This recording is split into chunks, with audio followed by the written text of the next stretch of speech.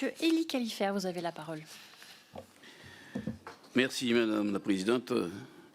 Madame la Ministre, il y a quelques semaines, j'ai assisté à une projection d'un film sur ces essais nucléaires au sein de l'Assemblée nationale. Et c'est vrai que je pense que toute l'Assemblée, nous avions été émus.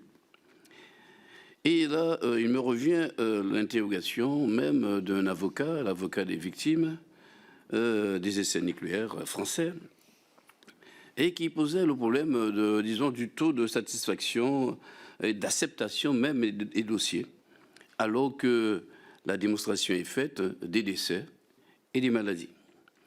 Mais là où je voudrais en venir avec vous, Madame la Ministre, en appréciant vos réponses, je dois vous le dire, je fais connaissance avec vous, mais j'apprécie vos réponses depuis hier et, disons, ce matin. Mais je voudrais revenir avec vous sur la liste des maladies qui ouvre droit à une indemnisation. Ne pensez-vous pas que cette liste serait restrictive, mais même trop restrictive? Juste un petit sujet, le cancer du vagin n'est pas indemnisé, selon ce que disait l'avocat, alors que le cancer de l'utérus l'est.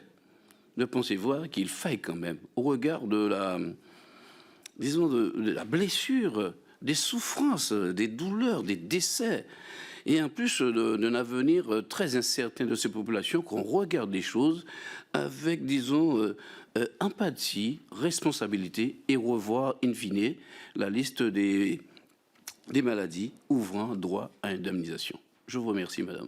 Je vous remercie. Vous avez la parole, Madame la Ministre. Pardon, Madame la Présidente, merci, Monsieur le député, pour vos propos.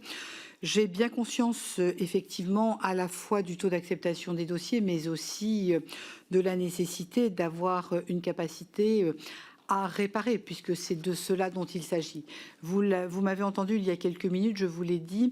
Aujourd'hui, nous sommes passés de 18 à 21 pathologies, de 21 à 23. À chaque fois, ces ouvertures s'exercent en fonction d'un accompagnement médical et de l'évolution de la science sur ces sujets. Je prends le point entre... Alors, je ne suis pas médecin, donc je ne me permettrai pas de faire des rapprochements trop hâtifs, mais en tout cas, je vois bien le lien entre le vagin et l'utérus. Je vous rassure, de ce côté-là, ça me parle. Et donc, je comprends effectivement la nécessité qu'il y ait à regarder ces sujets et qui méritent bien évidemment, au vu d'expertise médicale, d'être écoutés et entendus. Je vous remercie. La parole est maintenant à